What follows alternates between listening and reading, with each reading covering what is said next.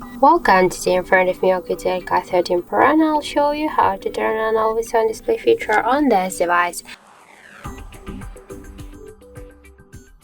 Unfortunately, we have not installed by default AOD feature. That's why we should get the application from the Play Store. That's why I opened the Play Store, and here in the search pool under Muviz app.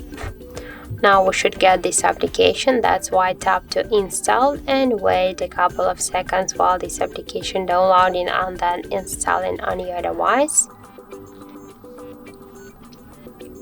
And after that, just tap here to open the app, click drop over apps, and tap once on the switcher here. Let's go back to the application.